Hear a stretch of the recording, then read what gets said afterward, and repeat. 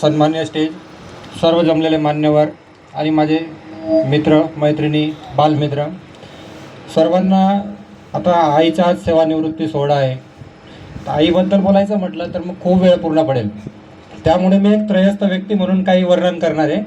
Already Ujjwala Patil मॅडमांनी सर्व काही सांगितलं, म्हणजे त्यांचं जीवनपट इन शॉर्ट तुम्हाला सांगितलं आहे.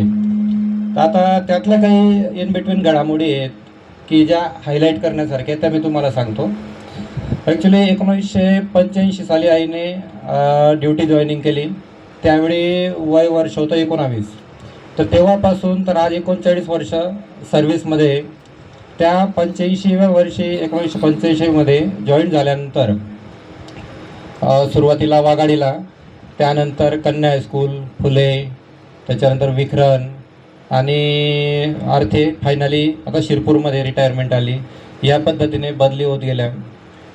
परंतु DED, त्यानंतर 89-90मध्ये BA, त्यानंतर 93-94मध्ये MA हे आईने केलं. अर्थात हे आजच्या काळाच्या दृष्टीने BA MA खूप सोपं वाटतं आपल्याला, पण त्यावेळी बाहेरून परीक्षा देऊन MA मध्ये गोल्ड मेडल मिळवणं हे मला आजही माझ्या दृष्टीने अशक्यप्राय वाटतं. तर ते त्यावेळेस आईने केलं. म्हणजे शिक्षणाची आवड होती किंवा शिक्षणात अचिव्हमेंट करायच्या होत्या, ही गोष्ट इथपर्यंत ठीक आहे. परंतु 85मध्ये जॉईन झाल्यानंतर 87मध्ये तिचे वडील, आमचे आजोबा एक्सपायर झाले, ज्यांचा की खूप मोठा आम्हाला आधार होता, त्यांचा दबदबा होता किंवा ते म्हणजे सर्वस्व होतं. त्यांच्यावर ते असताना दुसरं काही आम्हाला विचार करण्याची गरज नव्हती. तर तेच नसले तर किती अवघड होईल अशी परिस्थिती निर्माण झाली होती.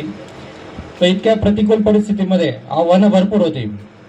फक्त नोकरी मिळाली होती, नोकरी तर करणारच होती, परंतु आव्हानं म्हटली तर वयाच्या मानाने त्यावेळेस सासरच्या मंडळींची मनं सांभाळणं, माहेरचं, आई ही मोठी बहीण त्यामुळे माहेरला आधार देणं, त्यानंतर आपल्या ज्या नोकरीमध्ये विद्यार्थी आहेत त्या विद्यार्थ्यांच्या शिक्षणाकडे म्हणा किंवा शिकवण्याकडे दुर्लक्ष होऊ नये आणि स्वतःची अभ्यासाची किंवा जे काही एक परीक्षा देऊन उच्च डिग्री मिळवण्याची इच्छा होती तीही जाऊ नये, अशी चारही आव्हानं पेलायची होती.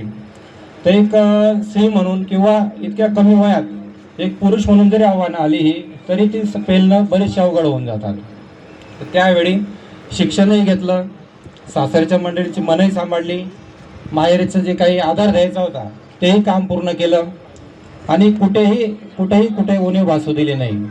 अर्थात याच्यात मी सगळ्यात जवळचा साक्षीदार.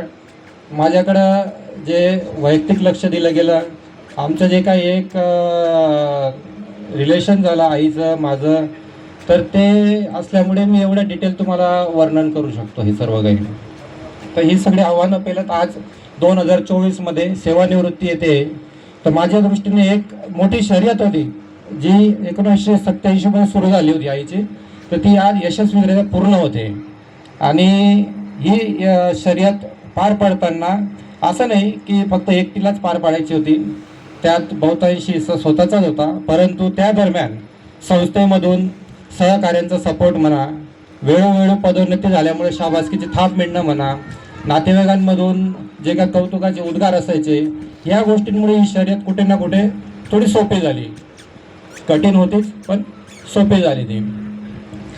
याशिवाय आईचं एक माझं पर्सनल जे काही व्ह्यू होता की शाळेच्या एकदा 11 वाजले, 10:30-11 वाजले आणि 5:30 वाजता शाळा सुटणार, ह्या दरम्यान घराचा विचार थोडाही नसायचा. एकदा 10:30 वाजले की शाळेसाठी निघणार, पूर्ण ते 7-8 तास शाळेसाठी डेडिकेटेड असायची. आणि त्यात आमच्या घड्याळीला नेहमी 10 मिनिट पुढं चालायची सवय होती, कारण एकदा घड्याळ सेल टाकला की त्याच्यात 10 मिनिटं पुढे करून ठेवायची आई, जेणेकरून शाळेत आपण लेट व्हायला नको आणि कोणत्याही बाबतीत दुर्लक्ष व्हायला नको. तर ह्या गोष्टी खूप छोट्या छोट्या होत्या, पण त्यामुळे बरंचसं आपल्याला आयुष्यात शिकण्यासारखं असतं. टाईम मॅनेजमेंट म्हणा किंवा कोणत्याही कामाला किती इम्पॉर्टन्स द्यावं हे आपल्याला एक ह्या गोष्टींमधून शिकायला मिळतं. शेवटी मला एक सांगावंसं वाटतं की प्रत्येक वेळेस जिजाऊ जन्माला येईल आणि ती शिवबा घडवेल असं नसतं.